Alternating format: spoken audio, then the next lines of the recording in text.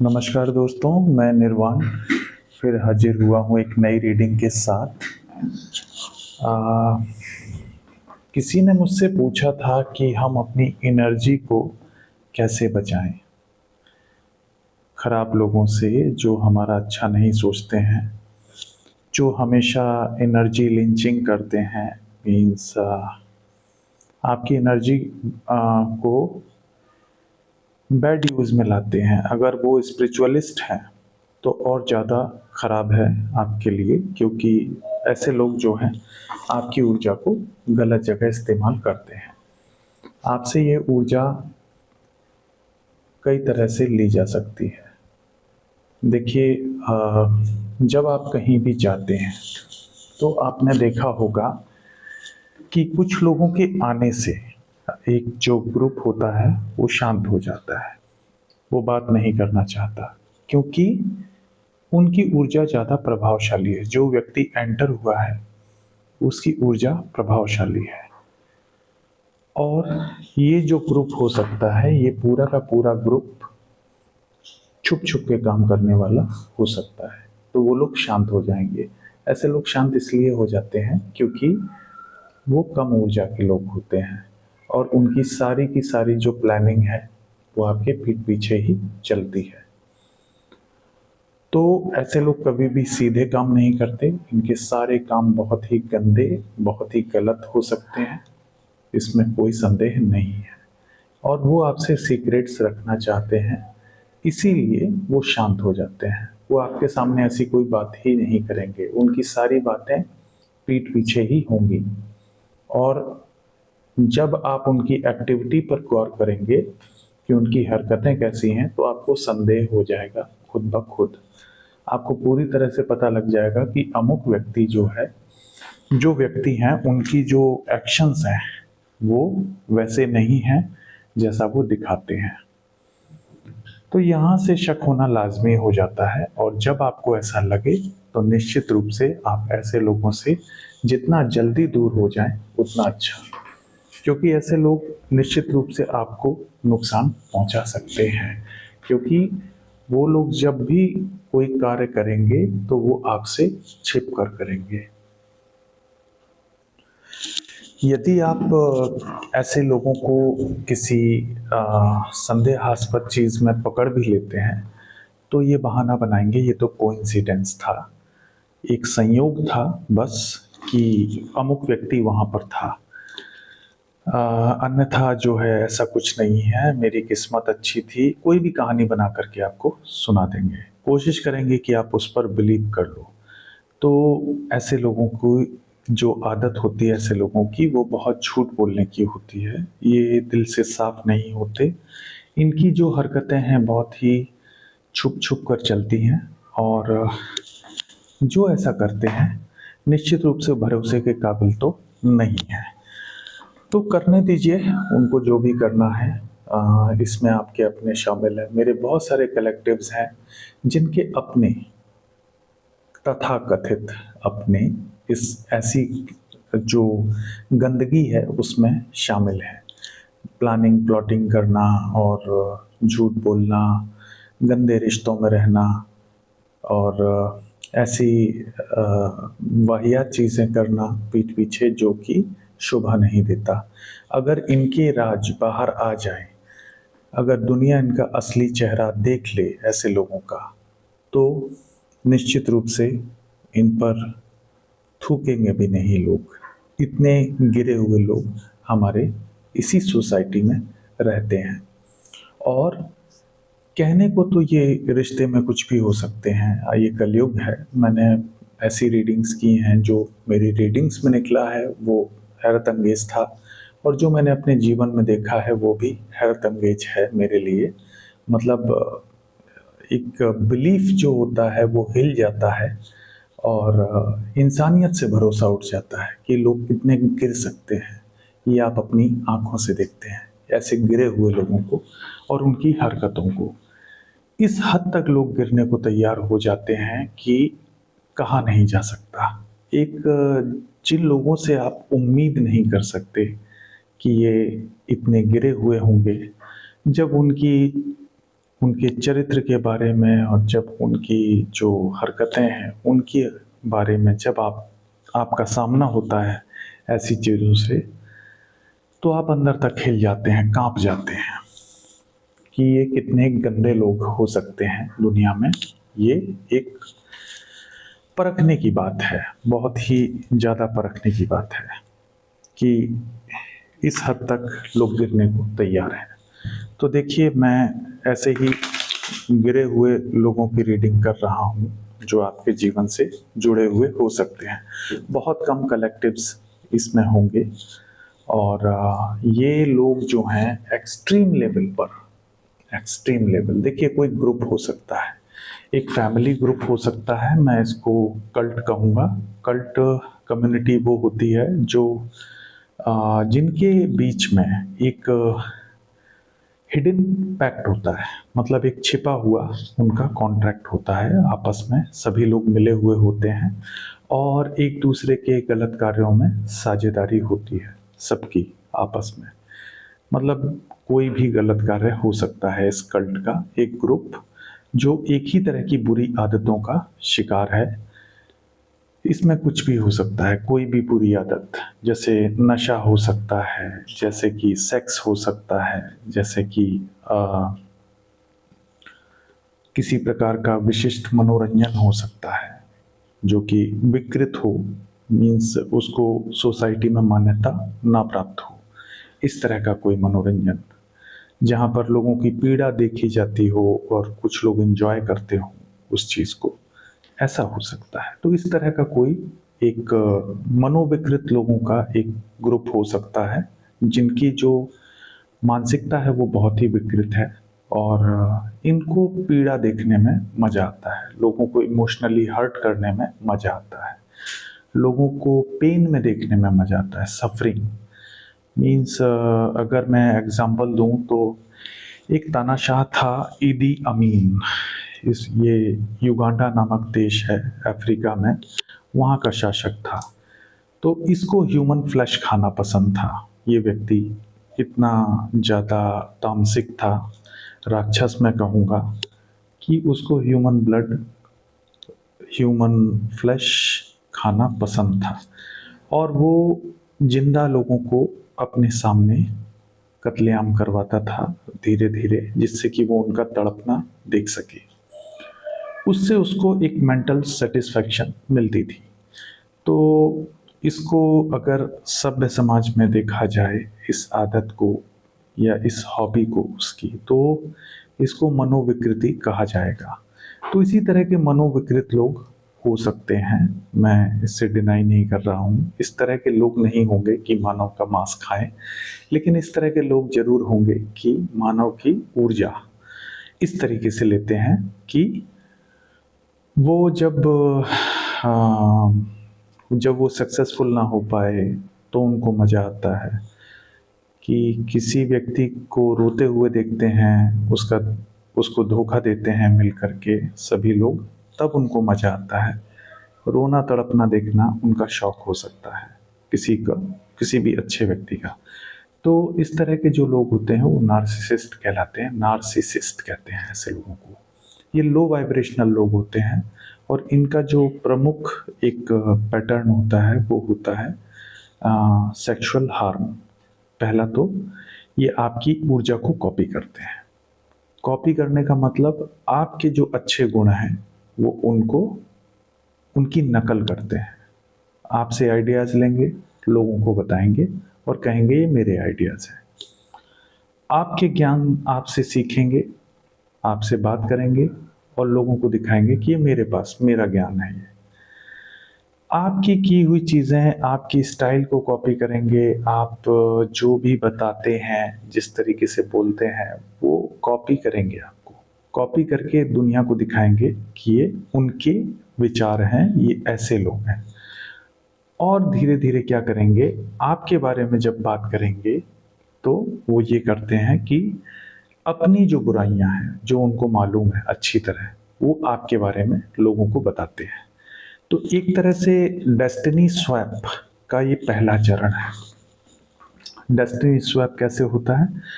उन्होंने क्या किया, आपकी ऊर्जा, आपके विचार क्या हैं, आपकी ऊर्जा है, तो वो उन्होंने ले ली। ठीक है, उन्होंने आपसे ज्ञान लिया, आपसे आइडियाज़ लिए और दुनिया को प्रोजेक्ट किया कि ये उनके मौलिक विचार हैं। भले ही वो डेप्थ में नहीं जानते। देखिए, लोग भी ध्यान नहीं देते, लोग उतना डेप्थ में जाने की इच्छा नहीं रखते। जब भी आप किसी ज्ञान की बात करते हैं, तो जब तक आपका कंसर्न नहीं है, यानी कि जब तक वो ज्ञान आपसे जुड़ा हुआ नहीं है, तब तक लोग नहीं समझ पाते इस चीज़ को, तब तक वो बहुत गहराई में नहीं जाते। अगर उनसे उसी समय 4 सवाल कर दिए जाएँ, तो शायद उनके पास जवाब नहीं होगा। लेकिन क्योंकि उतनी समझ नहीं है, लेकिन क्योंकि लोग उतने ज्ञानी हैं नहीं, और इनके पास भी थोड़ा बहुत ज्ञान होता है कि एनर्जी को लिंचिंग कैसे करना है, एनर्जी का दोहन कैसे करना है, तो इनको ये चीज़ पता होती है कि यदि हमें नकल करनी है तो उसके लिए अकल चाहिए। तो नकल करने भर की अकल इनके पास होती है। और क्योंकि ये एक ग्रुप होता है, बड़ा ग्रुप होता है, इसमें 5 से 6 लोग हो सकते हैं इस कल्ट में, या पूरी फैमिली हो सकती है कल्ट में शामिल लोगों का जो पैशन होता है वो एक जैसा होता है। इनके शौक एक जैसे होते हैं, जिसमें पारिवारिक संबंध जो हैं नहीं होते, एक तरह से डेविलिश डेविलिश संबंध होते हैं। डेविलिश संबंध कैसे कह सकते हैं हम, जैसे इसमें इंसेस्ट इन्वॉल्व होता है। ये अगर फैमिली है तो इसमें इंसेस्ट इन्वॉल्व होगा। इन लोगों को कोई शर्म नहीं होती, पीठ पीछे सब जायज़ है, बस दुनिया को ना पता लगे, हम पीठ पीछे सब कुछ करेंगे। तो इस तरह के लोग होते हैं। यहाँ पर बच्चों को भी नहीं छोड़ा जाता, देखो तो बच्चों को भी नहीं छोड़ते लोग, और बहुत ही गलत चीज़ें करते हैं। बच्चों के लक को रोक देंगे, बच्चों को इमोशनली हर्ट करेंगे, फिर जब वो तड़पेंगे पेन में, तो फिर उससे उनको खुशी मिलती है। ये इस तरह के लोग हैं। तो जो इस तरह के लोग होते हैं वो कभी भी, वो हमेशा एक ग्रुप में रहना इनको अच्छा लगता है, क्योंकि एक ग्रुप की वजह से इनकी जो पावर है वो बढ़ जाती है, लेजिटिमेसी बढ़ जाती है समाज में। इनको एक कवर मिल जाता है कि हाँ, हम तो परिवार हैं, हम तो परिवार हैं। और जो इनके रूल्स पे नहीं चलता, उसको ये इतना परेशान करते हैं, इतना परेशान करते हैं कि वो छोड़ ही देता है, फाइनली इनको छोड़ देता है इनके हाल पर। लेकिन तब भी ऐसे लोगों को चैन नहीं पड़ता, उसके बावजूद ये लोग वापस घुसने की कोशिश करते हैं ऐसे लोगों की लाइफ में, जो लोग इनसे अलग हो चुके हैं, जिनको इनसे कोई लेना देना नहीं है। मौका ढूंढते हैं कि किस तरह से इसको हम परेशान करें, मेंटली परेशान करें। तो जब ऐसा होता है तो फिर क्या होता है, डिवाइन इंटरवेंशन होता है। डिवाइन इंटरवेंशन, देखिए, ऐसे लोगों से ऊर्जा बचाने का केवल एक ही तरीका है कि आप इनसे फिजिकल डिस्टेंस कर लें। अगर आप वहीं रहेंगे जहां ये लोग रहते हैं, तो ये समूह समूह में रहते हैं, यानी एक से ज़्यादा लोग होंगे हमेशा। मेरे बहुत से कलेक्टिव्स में ऐसा ही हुआ है पास्ट में कि उनके साथ एक से ज़्यादा लोगों ने मिल करके प्लानिंग प्लॉटिंग करके अपनी गलत चीज़ों को छुपाया, और मेरे जो कलेक्टिव्स हैं उनको अकेला कर दिया। आज मेरे कलेक्टिव्स या तो उनकी सोल इतनी जख्मी है कि वो उसकी भरपाई करना चाहते हैं, उस जो उनको ये जो इमोशनल आघात लगा है वो इतना ज़्यादा है कि वो उस अपने घाव को भरना चाहते हैं। स्पिरिचुअली ही भर सकते हैं। आपको मैं बता दूं, आप जो अपने इमोशनल वुंड हैं उनको स्पिरिचुअली ही भर सकते हैं, आध्यात्मिकता से ही भरा जा सकता है वो जो घाव आपको मिलता है। क्योंकि जब तक आप उस घाव को नहीं भरेंगे, तब तक आप जीवन में जितनी बार भी किसी अगले रिलेशनशिप में जाएंगे, तो वो आपके लिए वैसा ही साबित होगा जैसा कि पहले वाला था। तो इसीलिए इमोशनल वुंड को भरना बहुत ज़रूरी है। आजकल की दुनिया में मैं देखता हूँ इतना लोग फास्ट हो गए हैं कि वो ब्रेकअप भी नहीं करते, उससे पहले ही स्विच कर लेते हैं। स्विचिंग थ्योरी चलने लगी है आजकल। आजकल स्विच कर जाते हैं, बस तुरंत स्विच कर गए, और वो ब्रेकअप नहीं होता, वहाँ स्विच अप होता है, मतलब किसी का स्विच ऑफ कर दिया, किसी का ऑन कर दिया। ये कल्ट वाले लोग भी ऐसा ही करते हैं। इनके रिलेशन कभी टूटते नहीं हैं, क्योंकि इनके सारे के सारे जो रिलेशंस होते हैं वो पर्दे के पीछे बनते हैं। तो पर्दे के पीछे जो रिलेशन होते हैं वो टूट ही नहीं सकते, क्योंकि वो दुनिया के सामने नहीं है।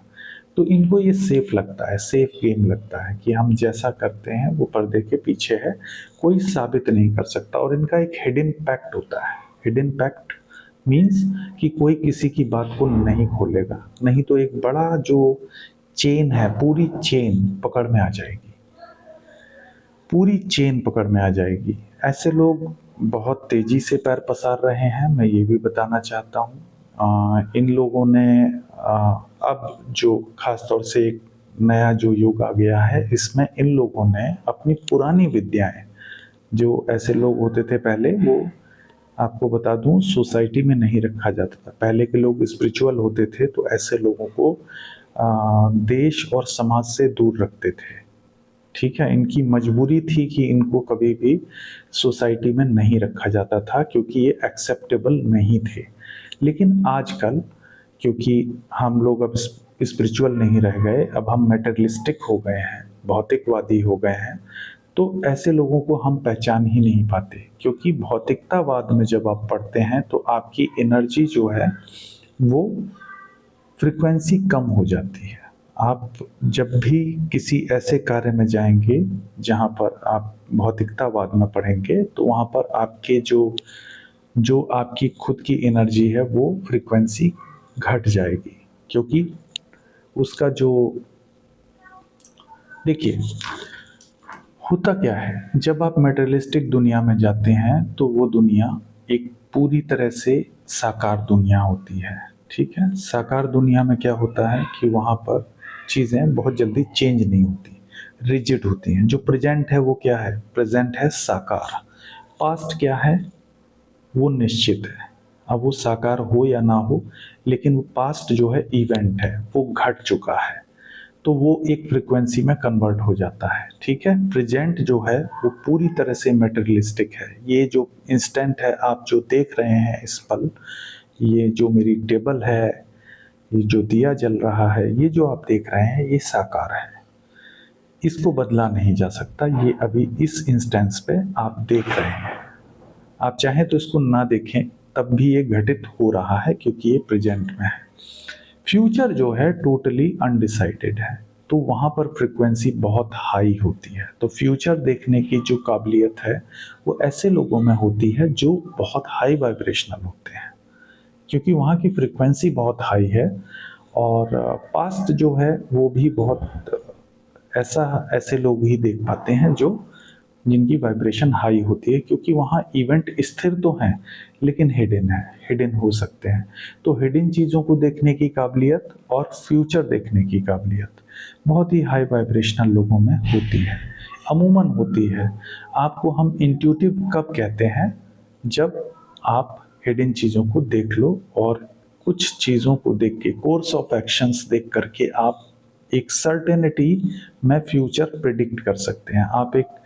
आप बता सकते हैं कि अभी ऐसा ऐसा है तो आगे क्या हो सकता है, इन घटनाओं के प्रभाव से आगे क्या हो सकता है, वो आपके सबकॉन्शियस माइंड में पहले से होता है। आपका सबकॉन्शियस माइंड जो जो दिमाग, आपका अवचेतन मस्तिष्क है, वो पहले से जानता है कि ये चीज़ें होंगी आगे चल के। बस क्या होता है कि हमारा चेतन मस्तिष्क जो है वो मटेरियलिज्म में, यानी कि भौतिकतावाद में इतना खोया हुआ होता है। मेरे रिश्ते, मेरा धन, मेरी संपत्ति, मेरा पैसा, तो वो इनमें खोया होता है। जब पूरी तरह से हम इनमें खोए होते हैं तो हम अपने वजूद को भूल जाते हैं। हमारा खुद का वजूद क्या है, हम ये भूल जाते हैं। तो हमको उससे निकलना होगा, मोह माया से। इसको मोह माया कहते हैं। ठीक है, जो भी हम आसपास अपने देखते हैं, रचते हैं, वो एक माया है। इससे जब हम निकलते हैं और जब हम अपने ऊपर ध्यान केंद्रित करते हैं, सिर्फ अपने शरीर पर और अपनी आत्मा पर। देखिए, आप जब पैदा हुए थे, आप उस एनर्जी में अगर जाएंगे तो आपके पास यही दो चीज़ें थी, आपका शरीर था और आपकी आत्मा थी। बाकी कुछ भी नहीं था। इसलिए बच्चे को कहते हैं कि ये प्योर सोल है। बच्चा कैसा होता है? वो प्योर सोल होता है। लेकिन जब हम यहाँ पर बड़े होते हैं, चीज़ों को सीखते हैं, तो सबसे पहले अपनी एक पहचान बनाते हैं। उसके बाद हम फिर पजेशन में लाते हैं चीज़ें। जैसे जो पजेशन की चीज़ें हैं वो क्या है? रिश्ते और संपत्ति। ये दो चीज़ें पजेशन होती हैं। तो जब हम पजेशन के ऊपर बहुत ज़्यादा फोकस्ड हो जाते हैं, यानी कि हमारा ध्यान पजेशन पर चला जाता है, अपने रिश्तों में चला जाता है और हमारी संपत्ति पर चला जाता है। कुछ लोग, रिश्ते तो फिर भी ठीक हैं, लेकिन संपत्ति में जब कोई डूब जाता है तो वो पूरी तरह से रिजिडिटी में चला जाता है, रिजिड हो जाता है, उसकी फ्रीक्वेंसी बहुत हैवी हो जाती है और वो व्यक्ति एक तरह से आध्यात्मिकता से कट जाता है। फिर उसके अंदर वासना आ जाती है। वासना हर चीज़ के लिए, चाहे वो धन हो, चाहे वो रिश्ते हों, चाहे वो अपने अहम की संतुष्टि हो, चाहे उसके लिए उसे कुछ भी करना पड़े, लेकिन वो अपनी वासना को और अपने अहंकार को पूरा करेगा। वो व्यक्ति कितना भी अनैतिक काम उसको करना पड़े, लेकिन वो करेगा। तो इस तरह से ये जो माया है, ये अपना खेल रचती है चारों तरफ और लोगों को नचाती है और लोग नाचते हैं इसके चारों तरफ। और वो भूल जाते हैं कि एक दिन जब मृत्यु आएगी तो फिर से ये सारी माया यहीं छोड़नी पड़ेगी और जाना पड़ेगा। तो इतनी हाय तौबा नहीं करनी चाहिए। ठीक है, सक्सेस हर किसी को चाहिए इस जीवन में, लेकिन उस सक्सेस के मायने क्या हैं जिसमें आप खुल के जी ना सको, जिसमें आपके मन को शांति नहीं है। क्योंकि मैं ये मानता हूँ कि आपके पास भले ही कितने भी संसाधन हों, लेकिन अगर उन संसाधनों को आप उपभोग नहीं कर सकते चैन से, सुकून से, पीस के साथ, तो फिर वो किसी काम के है नहीं।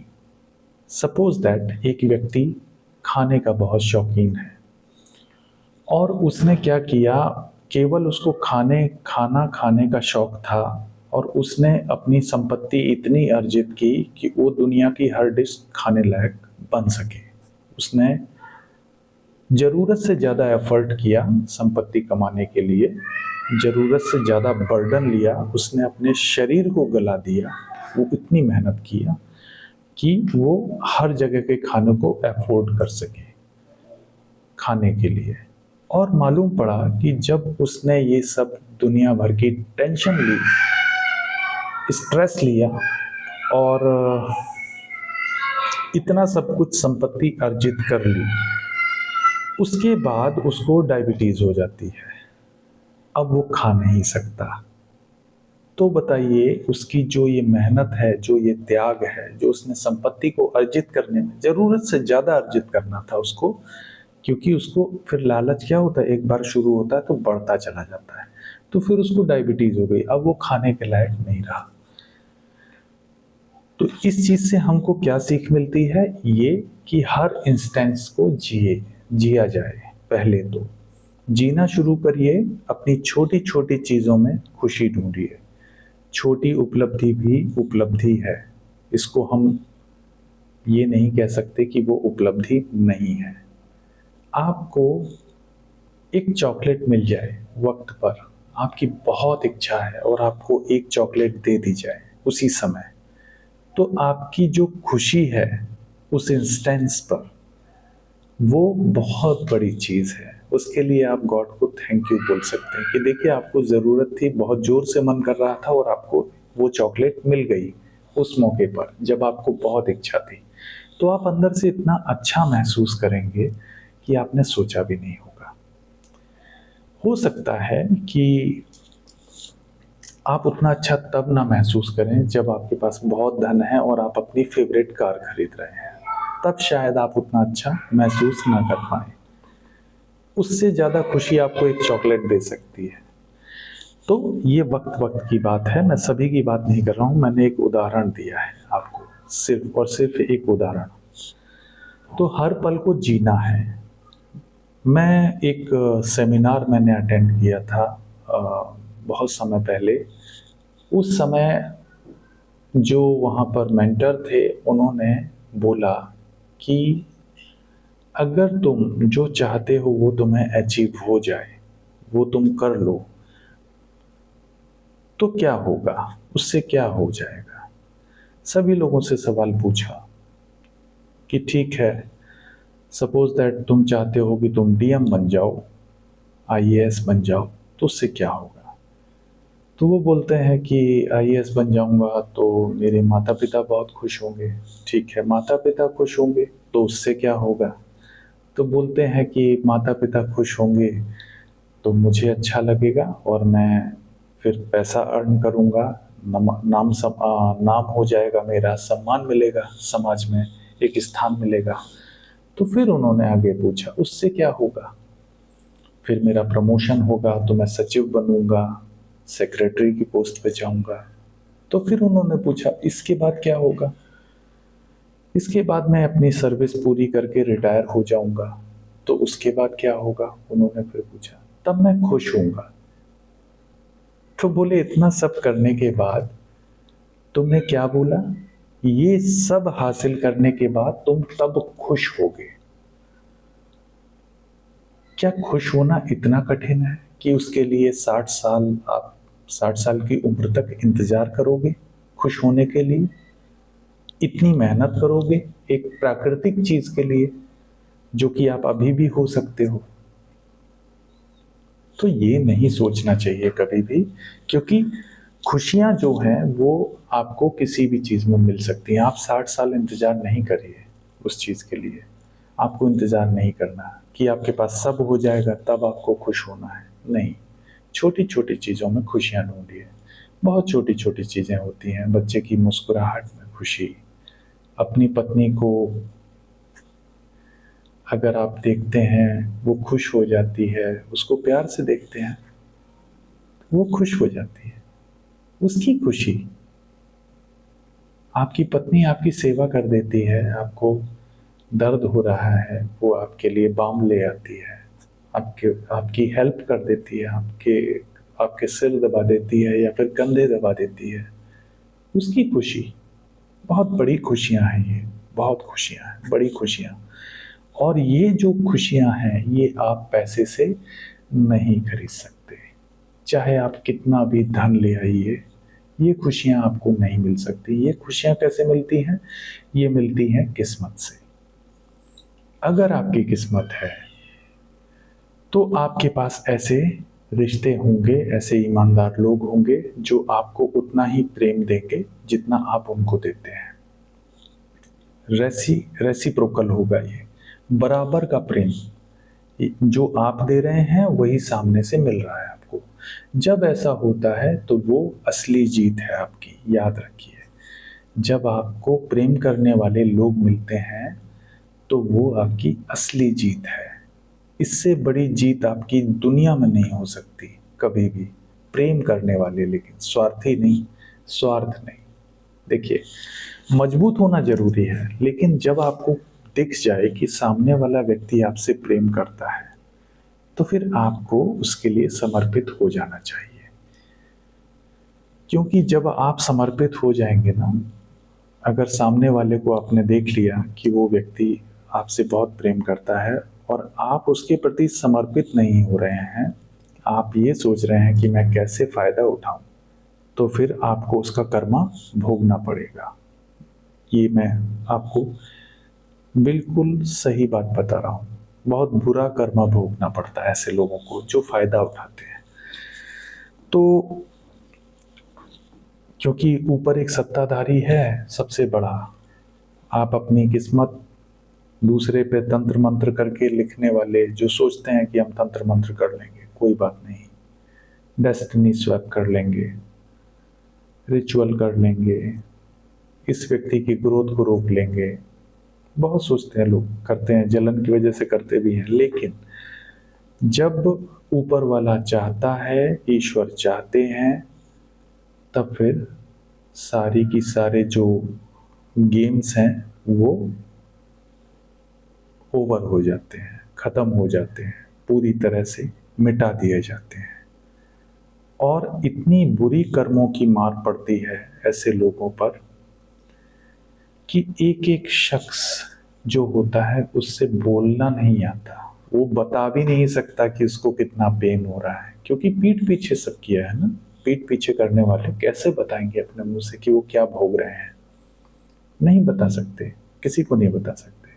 चुपचाप सहना होता है, क्योंकि सारे के सारे कांड चुपचाप किए थे, तो अब चुपचाप भोगना भी है। ये एक ऐसा पेन है जो असहनीय होता है, लेकिन सहना पड़ता है उसी तरीके से जिस तरह से कर्म किया था। जैसे ही बुरे कर्म किए थे चुपके चुपके, वैसे ही चुपके चुपके आपको सहन भी करना है। तो इसको कहते हैं कुदरत का इंसाफ। जब कुदरत इंसाफ करने पे आती है तो फिर लोग कहीं के नहीं रहते, चाहे वो कितने भी चालबाज क्यों ना हो। तो ये तो हो गया आज का टॉपिक। सॉरी अगर किसी को लगा हो कि बहुत ज़्यादा हो गया, तो मैं कुछ कर नहीं सकता, ये मुझे बोलना होता है। ये जो भी ध्यान करने के बाद मेरे मन में जो चीज़ें आती हैं मैं वो आपसे शेयर करता हूँ रीडिंग से पहले। ये शुरू से होता रहा है, आप ये पार्ट स्किप कर सकते हैं अगर आपको नहीं सुनना है तो।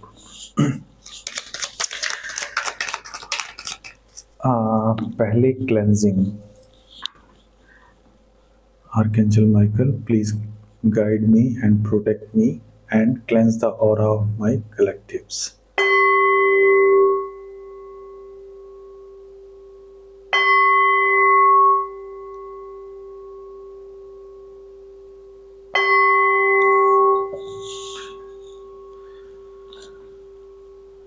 Archangel Michael, please guide me and protect me throughout this reading.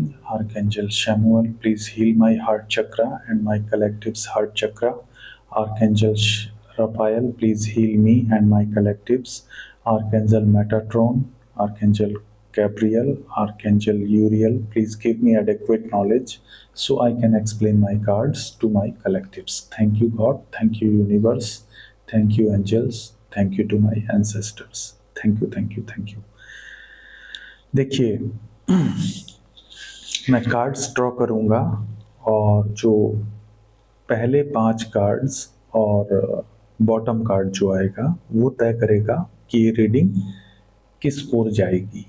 तो अभी मैं टॉपिक नहीं बताऊंगा, मैं टॉपिक उसी से देख करके गैस करूँगा कि ये रीडिंग कहाँ को जा रही है, किस टॉपिक को बताने जा रही है।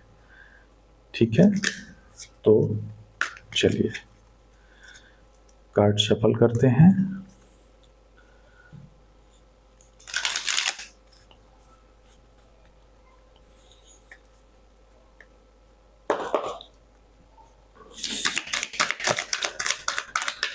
देखिए, पहला कार्ड आया है queen of cups. Cancer, Scorpio, Pisces, water sign, water zodiac sign है queen of cups.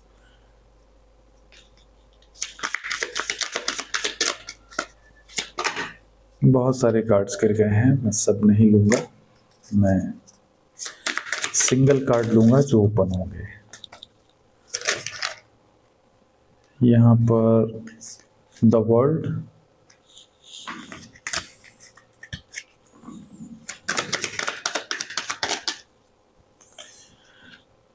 Eight of pentacles,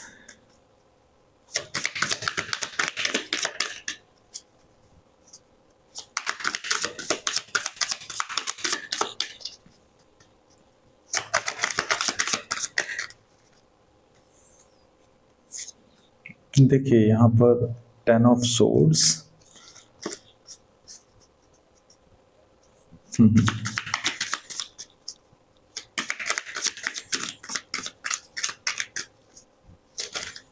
10 of swords,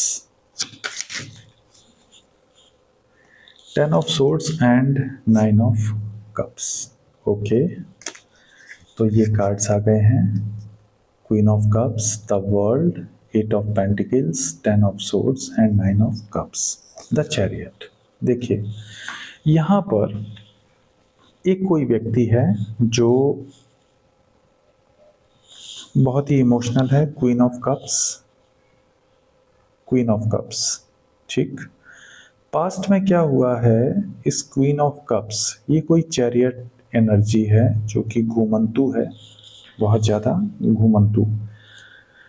यहाँ पर द वर्ल्ड कार्ड है। द वर्ल्ड कार्ड दो ऐसी एनर्जीज को अलग करता है। इन दोनों के बीच में जो साइकिल है वो एंड हो चुकी है। देखिए ये तीन कार्ड हैं, तीन कार्ड्स आपको शो करेंगे बिल्कुल एक बेहतरीन सिचुएशन आपको दिखाएंगे। देखिए ये देखिए आप, क्वीन ऑफ कप्स का जो चेहरा है वो उधर को है, एट ऑफ पेंटिकल्स का चेहरा इधर को है और बीच में है द वर्ल्ड। यानी कि इनके बीच में चीज़ें बहुत खूबसूरत थी, इन दोनों लोगों के बीच में। द वर्ल्ड जो है एक खूबसूरत कार्ड माना जाता है और कभी बहुत खूबसूरत चीज़ें थी। मैं ये नहीं कहूँगा कि खराब चीज़ें थी, बहुत ही खूबसूरत रिश्ता हो सकता है और दोनों को बहुत पसंद भी होगा एक दूसरे का साथ, ठीक है। लेकिन ये साइकिल एंड हो गई है।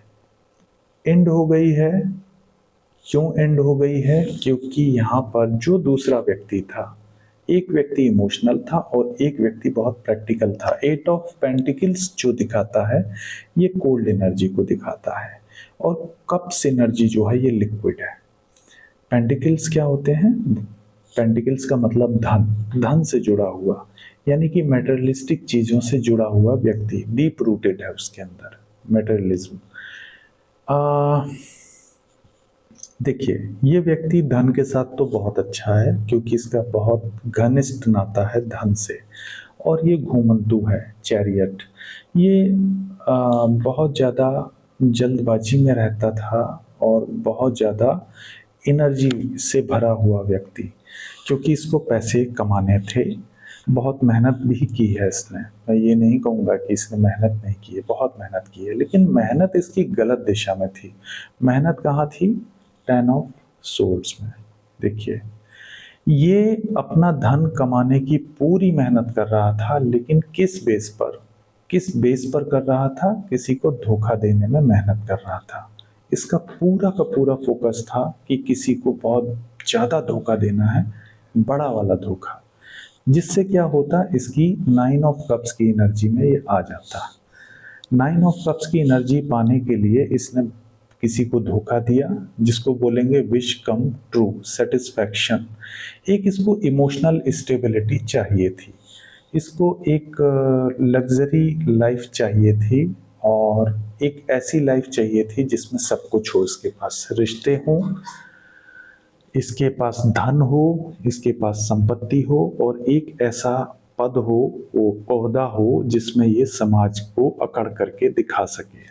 मतलब कुल मिलाकर के एक टोटली एक मेटेरियलिस्टिक माइंडसेट जिसमें लालच भरा हुआ है और ईगो भरा हुआ है, इसको अहंकार करना था। कुल मिलाकर के इसकी जो बुद्धि है वो इतनी बड़ी थी कि इसको ये चाहिए था कि बैठे बिठाए किसी को धोखा दे करके ये सारी चीज़ें, प्रॉपर्टी, धन ये अर्जित करे और अकड़ के साथ बैठे और दुनिया को दिखाए कि देखो मैंने कितना महान काम किया है। कैसे करना था इसको? धोखा देके, किसी को बहुत बुरी तरह से धोखा देके, बैक स्टेप करके। और ये कौन हो सकता है? ये क्वीन ऑफ कप्स हो सकती है जो बहुत इमोशनल थी। तो ये एक सिनारियो आया है सामने। देखिए ये जो मेरे कार्ड इंटरप्रेट कर रहे हैं मुझे, मैं अपने कार्ड्स को इंटरप्रेट कर रहा हूँ, सॉरी। तो वो ये कर रहे हैं कि ये कोई बहुत ही घूमंतु व्यक्ति था जो ऐसा कर रहा था। अब देखिए यहाँ एनर्जीज क्या आई हैं, ये देख लेते हैं। एनर्जीज आई हैं द चैरियट, 7 नंबर की एनर्जी है। द वर्ल्ड, ये आपकी 21 नंबर की energy. 8 of pentacles 8 number, 10 of swords 10 number and 9 of cups 9 number. अगर मैं यहाँ पर दोनों के बीच का रिलेशन देखूं तो यहाँ पर सैटर्न है। देखिए इन दोनों के बीच के रिलेशन में सैटर्न और अर्थ, ये दो शामिल हैं। तो अर्थ भी है और सैटर्न भी है। अर्थ प्रॉपर्टी और सैटर्न की प्रॉपर्टी दोनों हैं इसमें।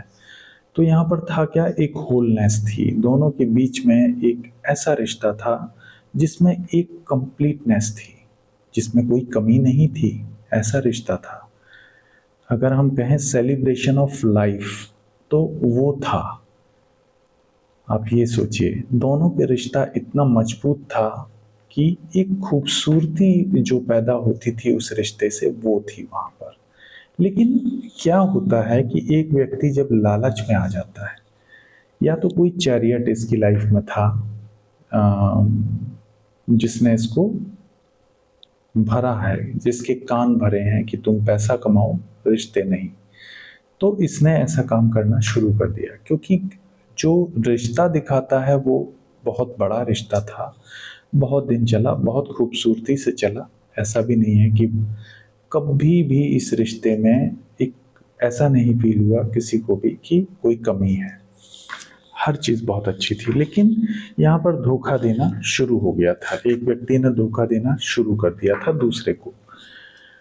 तो अब हम आगे देखते हैं कि ये जो 8 ऑफ पेंटिकल्स वाला व्यक्ति है, ये कौन हो सकता है जो धोखा दे रहा था।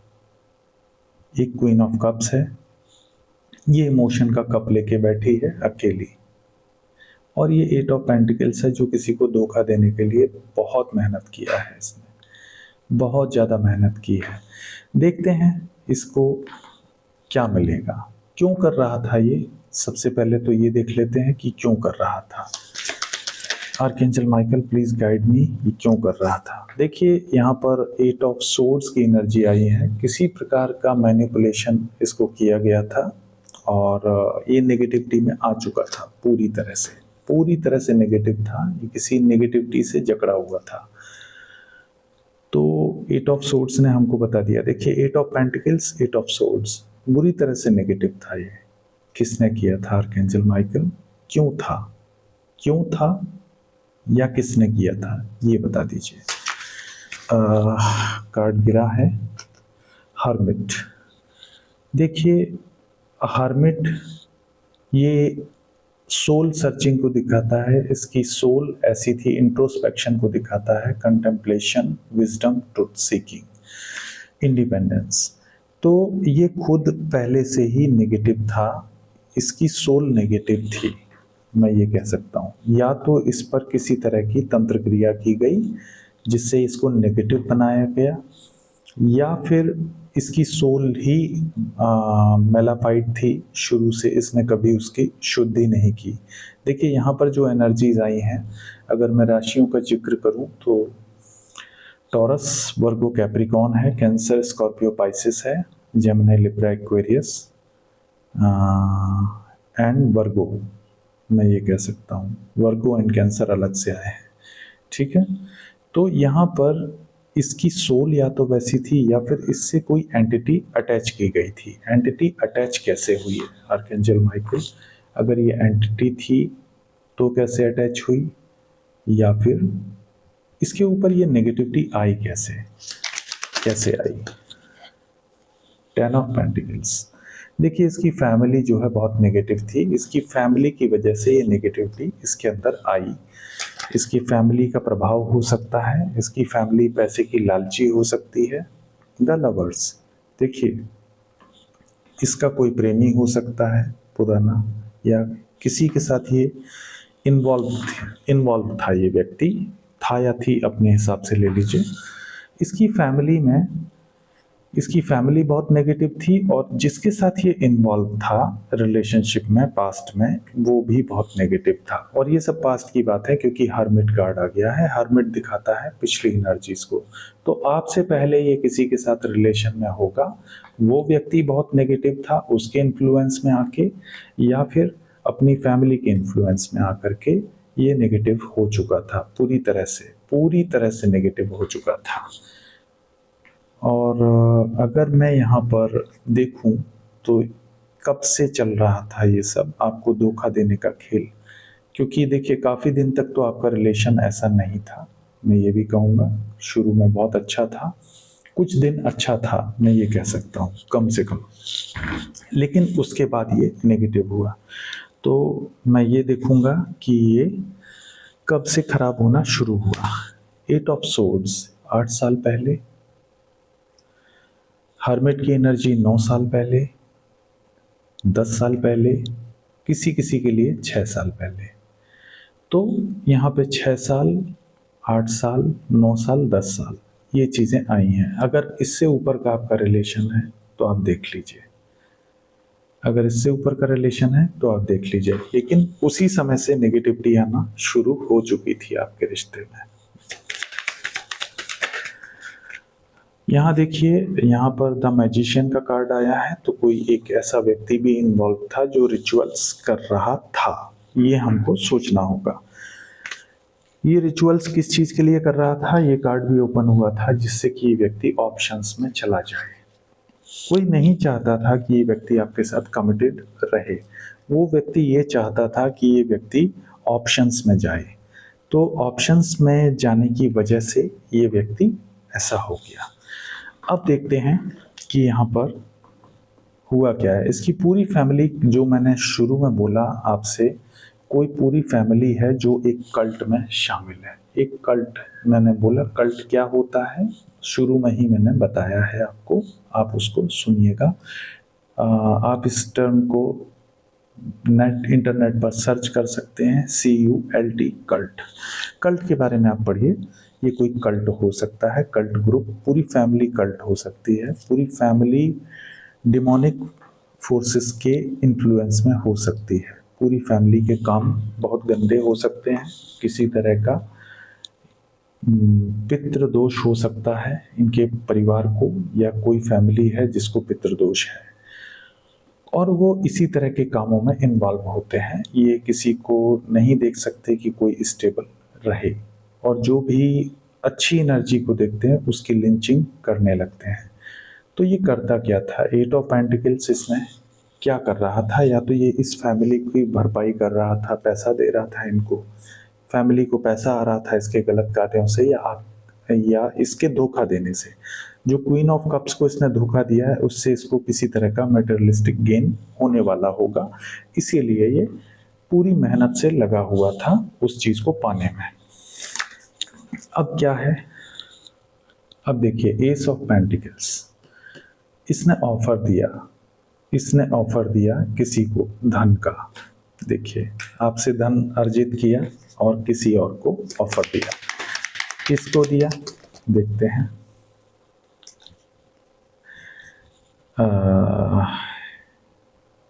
यहाँ पर आया है नाइट ऑफ सोर्ड्स। कोई ऐसा व्यक्ति जो बहुत ही हिंसक प्रवृत्ति का है, बहुत ही ऐसा व्यक्ति जो अपना चेहरा नहीं दिखाता और बहुत ही नार्सिसिस्ट काइंड ऑफ पर्सन हो सकता है, उस व्यक्ति को ऑफर दिया इसने। या फिर ईश्वर अबंडेंट करना चाहते थे आपको और इस व्यक्ति ने आपके अगेंस्ट काम किया है, इस अबंडेंस को बार बार रोका है, यानी कि बार बार आपके पास अपॉर्चुनिटी आके लौट जा रही थी, क्योंकि ये व्यक्ति आपके विरुद्ध काम कर रहा था। आपकी कैसे काम कर रहा था, इसका जो मोडस ऑफ ऑपरेंडी है वो क्या था, ये कैसे वर्क कर रहा था, please guide me, please guide मी, कैसे काम कर रहा था ये देखते हैं। Archangel Michael please. देखिए, कोई किंग ऑफ सोर्ड्स था जिसके साथ ये इन्वॉल्व हो सकता है। 3 कार्ड से ही समझा दीजिए आर्कएंजल माइकल, केवल 3 कार्ड से समझा दीजिए कि ये कैसे ऑपरेट कर रहा था, आपकी एनर्जी, आपकी अबंडेंस को कैसे रोक रहा था। देखिए, द एम्परर, बड़े बड़े फिगर्स निकल रहे हैं, और यहाँ पर क्वीन ऑफ सोर्ड्स, गुड। देखिए, पूरी टीम थी आपके पीछे, एक्चुअल में ये अकेला नहीं था, पूरी टीम थी। एक किंग ऑफ सोर्ड्स हो सकता है, एक ऐसा व्यक्ति जिसके इरादे अच्छे नहीं थे, वो था द एम्परर, परिवार का मुखिया, और एक क्वीन ऑफ सोर्ड्स थी जो कि ये भी मेल फीमेल दोनों हो सकते हैं। एक देखिए, किंग ऑफ सोर्ड्स और क्वीन ऑफ सोर्ड्स आया है, तो इसका मतलब यहाँ पर तो ये दोनों तो हस्बैंड वाइफ है और एक परिवार का मुखिया है, मैं ये कह सकता हूँ। तो ये 3 लोग बेसिकली आपके पीछे थे, और ये शख्स, ये हो सकता है पहले से शादीशुदा हो और इनके घर में एक परिवार का मुखिया हो जिसने इस क्वीन ऑफ सोर्ड्स को काम पे लगाया हो आपके साथ, या फिर हो सकता है किंग ऑफ सोर्ड्स आपके पीछे रहा हो इन कामों के लिए, आपको धोखा देने के लिए। ये एक्चुअल में पहले से ही शादीशुदा हो सकती है या हो सकता है, अपनी सिचुएशन के हिसाब से लीजिए। जिनकी स्टोरी मैं बता रहा हूँ उनके बारे में ये बात है। तो यहाँ पर कोई परिवार का मुखिया हो सकता है। देखें क्या हो रहा था, देखते हैं। देखिए यहाँ पर किसी का इमोशनल वॉक अवे करते हुए दिखाया गया है। क्वीन ऑफ सोर्ड से कोई दूर चला गया था पास्ट में। और देखिए आप दोनों के बीच में, अगर हस्बैंड वाइफ हैं तो आपके बीच में आपके परिवार का कोई मुखिया था। ऑब्वियसली किंग ऑफ सोर्ड्स की एनर्जी में जो है उसके परिवार का मुखिया हो सकता है, या फिर क्वीन ऑफ सोर्ड्स के परिवार का कोई बड़ा सदस्य हो सकता है जो आप दोनों के बीच में था, हमेशा मौजूद था। और वो डिसाइड कर रहा था कि आप लोगों के रिश्ते में क्या होना चाहिए, यानी कि उसकी हद से ज़्यादा दखलंदाजी आपके रिश्ते में थी। तो किसी ने वॉक अवे किया, इमोशनल वॉक अवे।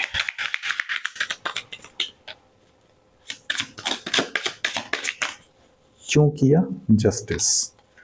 ये आपके साथ जस्टिस होना था, इसलिए आप इमोशनली वॉक अवे कर गए इन दोनों से। यहाँ देखिए कोई किसी प्रकार का न्याय हुआ था, उसमें आप वॉक अवे कर गए, या फिर देखिए स्ट्रेंथ। यहाँ से जब आप दूर हुए इन दोनों के ग्रुप से तो आप मजबूत बने, क्योंकि देखिए आपको लग रहा था कि ये दोनों आपकी पीठ पीछे मिले हुए थे। कुछ भी हो सकता है। द एम्परर फिगर कोई है और किंग ऑफ सोर्ड्स है। क्वीन ऑफ सोर्ड्स जो है या तो वो खुद वॉक अवे की है, या क्वीन ऑफ सोर्ड्स से कोई दूर गया है पास्ट में, या फिर फ्यूचर में आप चले गए, मतलब पास्ट में ही आप भी गए हो। ये क्यों गए थे आप? क्योंकि आपको खुद के साथ जस्टिस करना था और इस स्ट्रेंथ में आना था। अब क्या हो रहा है आर्कएंजल माइकल, अब बताइए कि अब क्या हो रहा है। अब देखिए यहाँ पर किसी को नींद नहीं आ रही है। 9 ऑफ सोर्ड्स। क्यों नींद नहीं आ रही है? क्यों नहीं आ रही है? क्योंकि अब आप पेज ऑफ सोर्ड्स की एनर्जी में आ चुके हो, आपको नए आइडियाज आ गए हैं, क्यूरियोसिटी। देखिए आप पर, अगर आप जब आपको इस धोखे के बारे में पता चला तो आप परेशान भी होंगे, आप एंजाइटी में आ गए होंगे, फियर डिप्रेशन में आ गए होंगे। उस टाइम भी आप पर हमला किया गया है, उस टाइम भी आपको घेर करके आप पर हमला किया गया है। तो ये ऐसे लोग हैं जिस आपकी एनर्जी को चोरी करने का कोई भी समय इन्होंने नहीं छोड़ा है। इतना बुरी तरह से आपको तोड़ने की इच्छा थी इनकी कि आप खुद ही समाप्त हो जाएं, इनको ज़रूरत ना पड़े कुछ भी ऐसा करने की जिसमें इनके हाथ गंदे हो, आप खुद ही समाप्त हो जाएं। ये एम्परर फिगर और यानी परिवार का मुखिया और ये व्यक्ति खुद इस तरह के थे कि ये चाहते थे कि आप शायद जीवित ना रहें। एस ऑफ सोर्ड्स के साथ अब मेंटल क्लैरिटी मैं आपको दे रहा हूँ, इसके लिए ईश्वर चाहते थे कि ये मेंटल क्लैरिटी मैं आपको दूं।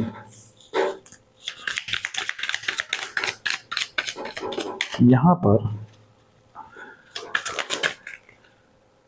देखिए 3 ऑफ कप्स।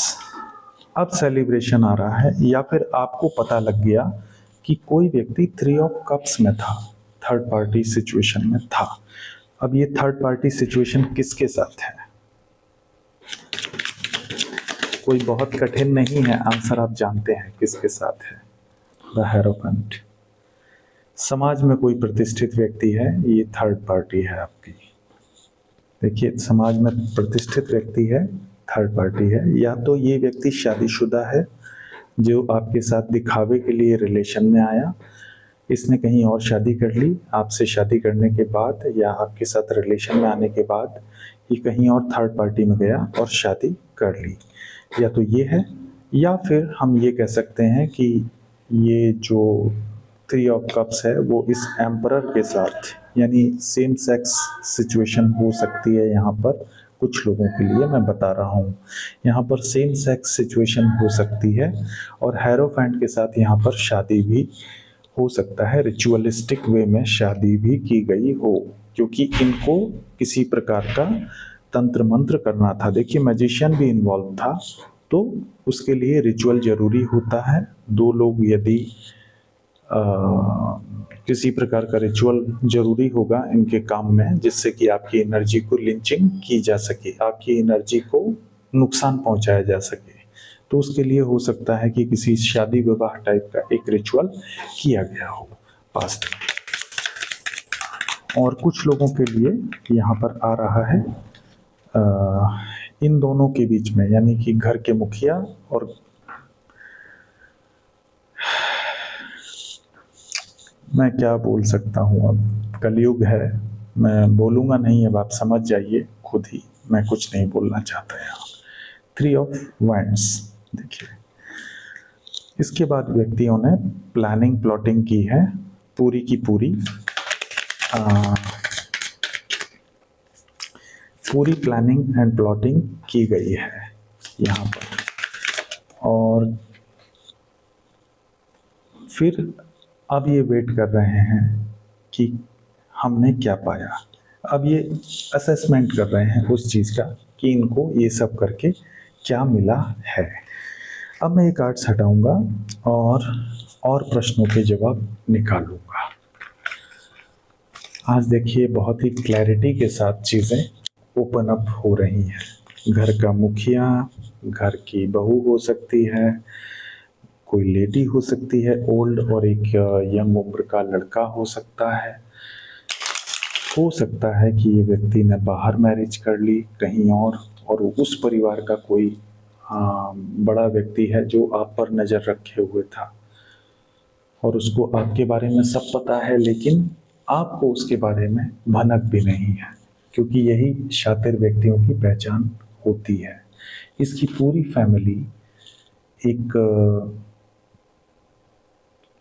विक्षिप्त फैमिली मैं कह सकता हूँ, मानसिक रूप से विक्षिप्त, एक गिरी हुई फैमिली जिसको कहते हैं, जिसमें कोई भी मॉरलिटी नाम की चीज़ नहीं है, नैतिकता नहीं है, इज्जत नहीं है, समझदारी नहीं है।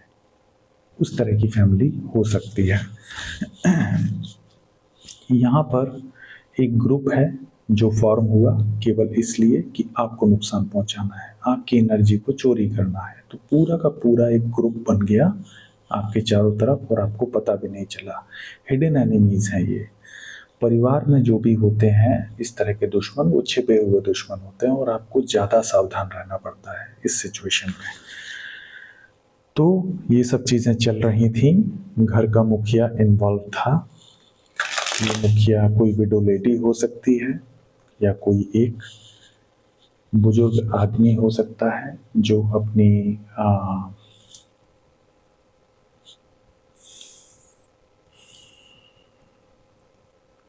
कोई लेडी हो सकती है, कोई जेंट्स भी हो सकता है,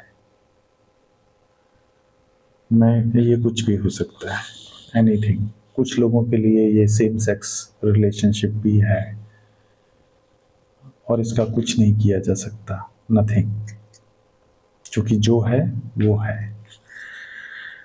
अब हम देखते हैं कि आगे इन चीज़ों का आउटकम क्या होना है, ये देख लेते हैं।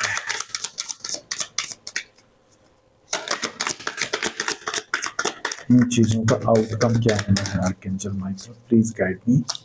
इन चीज़ों का आउटकम क्या होना है। द लवर्स, देखिए लवर्स का कार्ड आया है, आउटकम क्या होना है।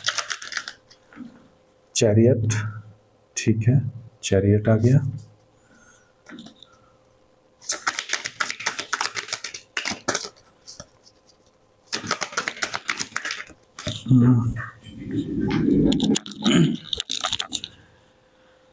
यहाँ पर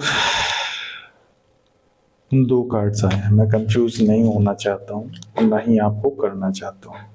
मुझे 2 कार्ड्स नहीं लेने हैं, एक सिंगल कार्ड आएगा तो मैं एक्सेप्ट करूँगा उसको। आर्कएंजल माइकल प्लीज कार्ड दीजिए। ये कार्ड आया है किंग ऑफ पेंटिकल्स। देखिए यहाँ पर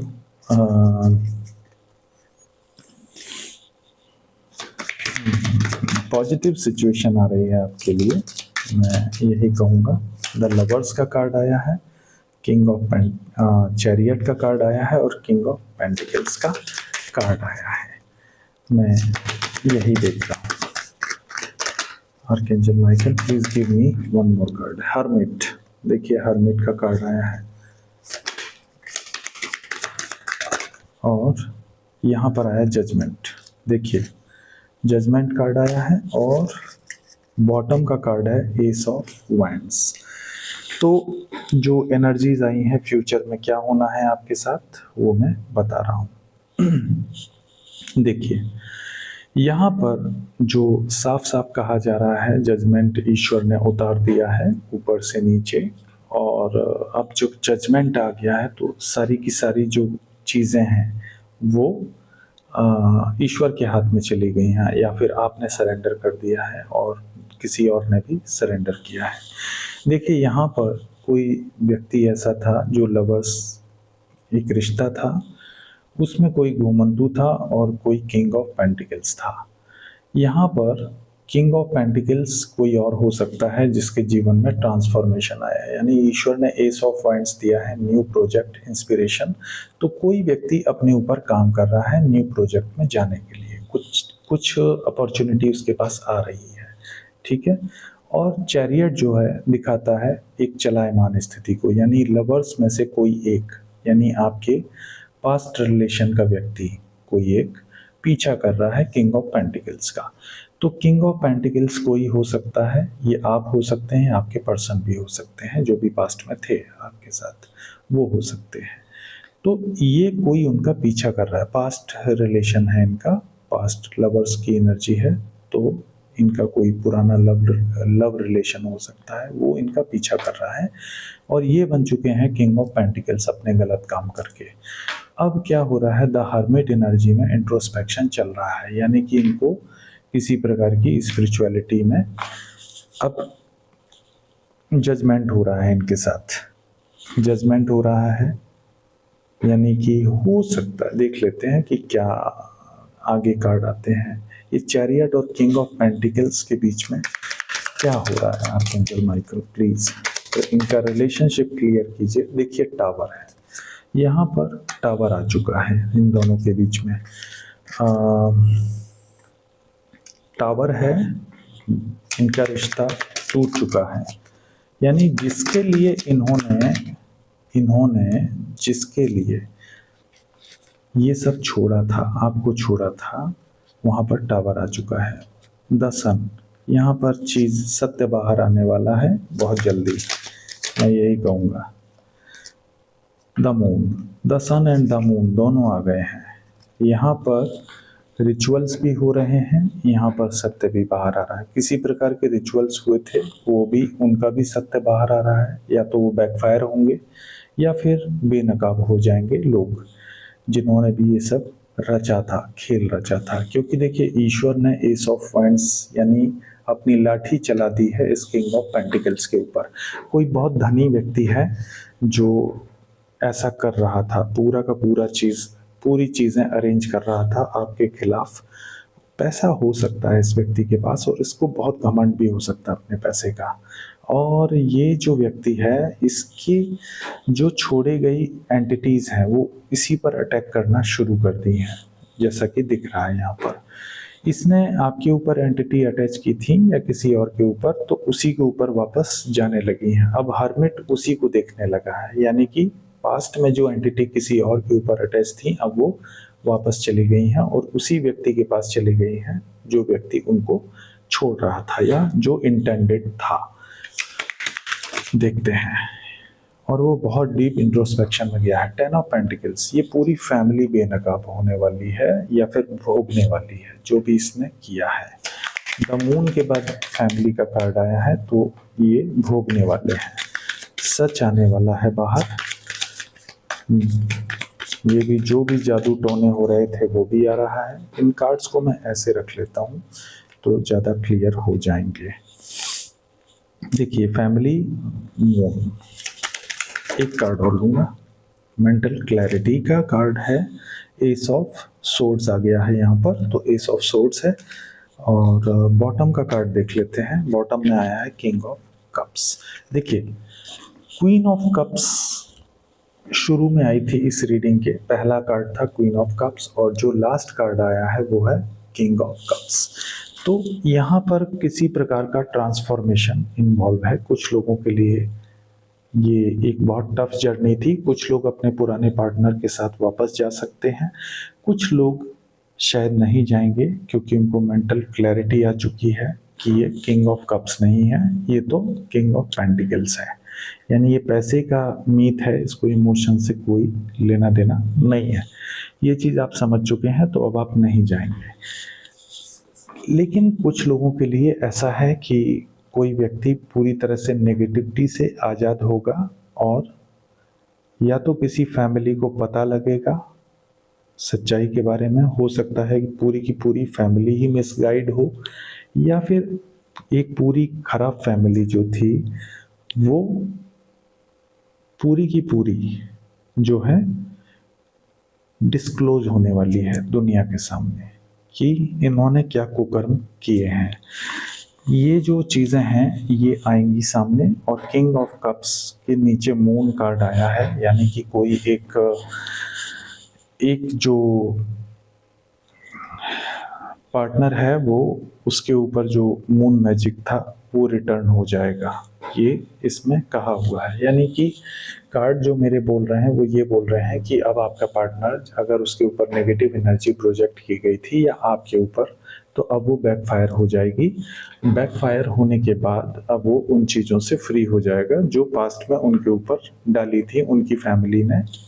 आपकी फैमिली हो सकती है, उनकी फैमिली हो सकती है, उनके दोस्त हो सकते हैं, उनका पास्ट का लवर हो सकता है, एनीवन। आप अपनी सिचुएशन को खुद देखिए। तो अब वो वापस हो जाएगा और आपको एक मेंटल क्लैरिटी आएगी और आपके लिए ये रिलेशनशिप ख़त्म हो जाएगा, या इनका कोई ऐसा रिलेशनशिप है जो ख़त्म हो जाएगा। ख़त्म होने के बाद बहुत ज़्यादा लड़ाई होगी और आपकी जो भूमिका होगी वो होगी द एम्प्रेस की। आपका भाग्य चेंज हो जाएगा और इस डेविल का भाग्य भी हमेशा के लिए चेंज हो जाएगा। देखिए यहाँ पर कोई कानूनी सिचुएशन आ सकती है, लड़ाई झगड़े हो सकते हैं और रिलेशन हमेशा के लिए समाप्त हो सकता है। यहाँ जजमेंट आ रहा है, जजमेंट यानी कि ईश्वर का न्याय जरूर होगा। और ईश्वर जब न्याय करते हैं तो सारी चीज़ें वहीं गिरती हैं, वहीं पर जाती हैं जहाँ उन्हें होना चाहिए। तो सब कुछ ईश्वर पे छोड़ दीजिए, ये रिलेशनशिप एंड हो जाएगा। लड़ाई झगड़े हो सकते हैं, उनके लिए तैयार रहिए। आज की रीडिंग कुछ ज़्यादा लंबी हो गई है, इसके लिए क्षमा चाहता हूँ, लेकिन चीज़ों को क्लैरिफाई करना ज़रूरी था। इसके साथ ही मैं आपसे विदा लूँगा।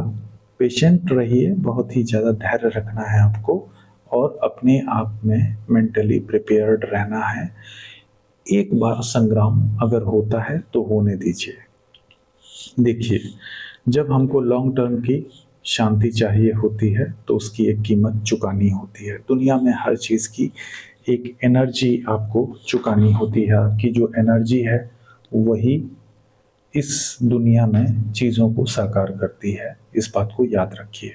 तो जब आप एनर्जी खर्च करते हैं तो आपके पास कुछ चीज़ वैल्यूएबल आती है। तो अगर आपको पीस चाहिए तो आपको युद्ध के लिए तैयार रहना चाहिए। ये महाभारत काल से चला आ रहा है। न्याय के बिना शांति नहीं होती, इस बात को याद रखिए।